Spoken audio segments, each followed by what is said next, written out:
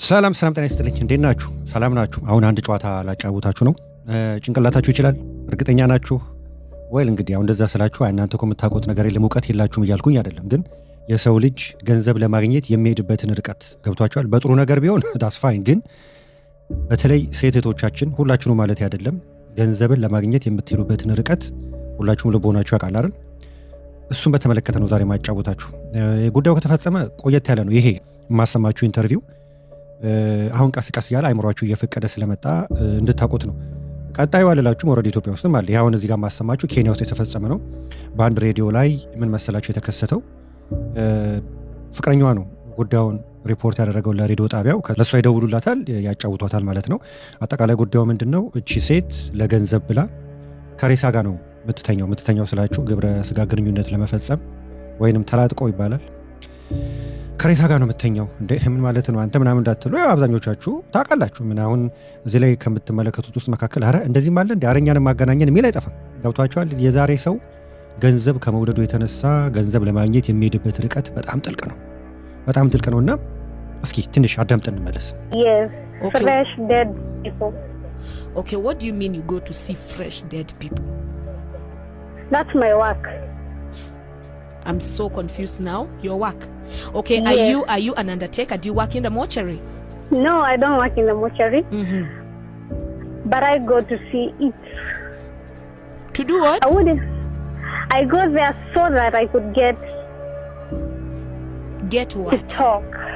Okay, let's cut this short by me telling you I know what you go to do there. Why do you go to sleep with dead people once per week? Nalalanga now. How do you get money from dead people?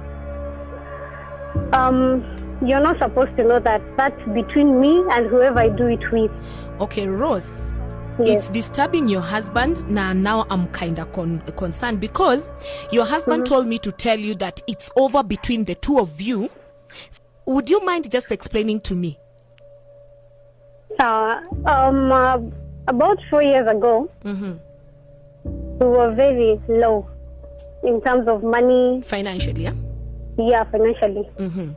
እንግዲህ እዚህ ላይ ቀንጨብ አድርጌ ነው ያሰማችሁ። ከዛም ካነሳችሁ ርዕሶች መካከል ቀደም ያልኳችሁ ያው ባልየው ነው ይሄን ጉዳይ ሪፖርት ያደረገው እና አንዳንድ ጥያቄዎች ትጠይቃታለች። ለመሆኑ እንዴት ነው የሚሆነው? አጠቃላይ ክንዋኔው ነው።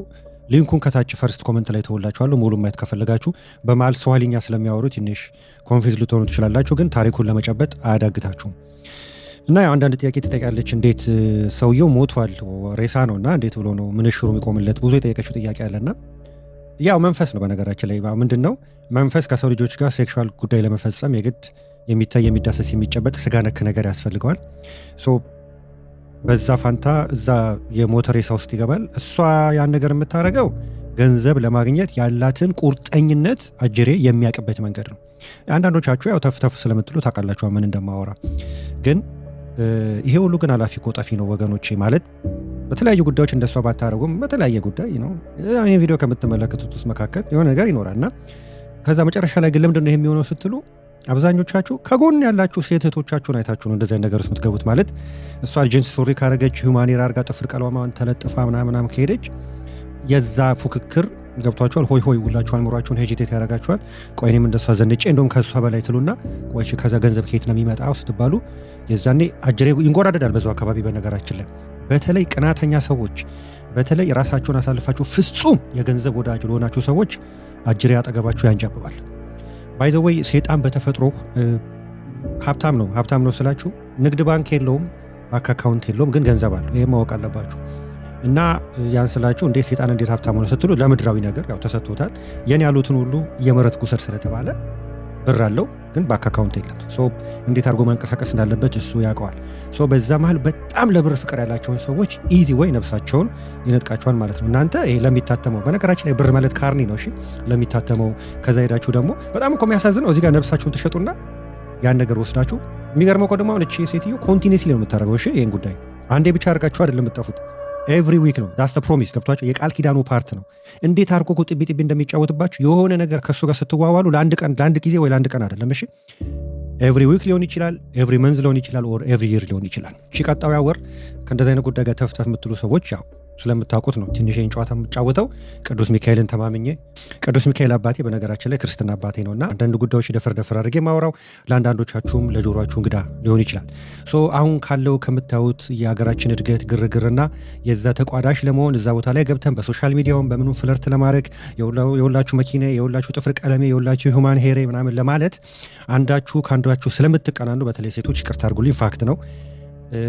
ቆሽ አሁን ገንዘብ ከየት ነው የሚመጣው ብላችሁ ስለምታስቡ ቀጣዩ ስቴፓችሁ እሱ ስለሆነ ነው ካሁኑ ማስጠነቅቃችሁ። አጅሬ ምንድነው የሚያደርገው?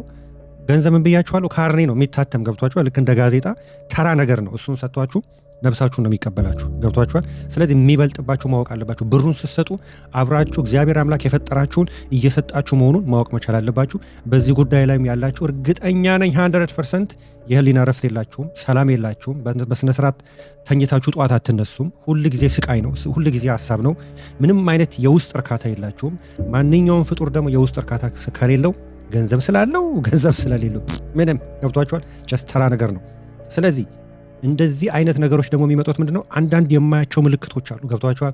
ኦንላይን መታችሁ ገንዘብ ለማግኘት የምትሄዱበት ጫፍ ጥጉ ገብቷችኋል። ምን እያደረጋችሁ እንደሆነ ገንዘብ ለማግኘት የምትሄዱበት መንገድ እግዚአብሔር በዛ ይፈተናችሁና፣ በነገራችን ላይ ብዙዎቻችን እግዚአብሔር አምላክ ገንዘብ የማይሰጠን እንዳንጠፋበት ነው። እሺ ያቀናል አስቀድሞና አሁን እንደው አብዛኞቻችን እንደው ገንዘብ እንደው ዝም ብሎ ዱብ ቢል አጠገባችን ሁሌ እንደምላችሁ ነው መጀመሪያ ሮጠ ምን ሄደው ቡቲክ አይደል እና እግዚአብሔር አምላክን የምታመልኩበትን ያችን ልቦናችሁን አታሳጣችሁ።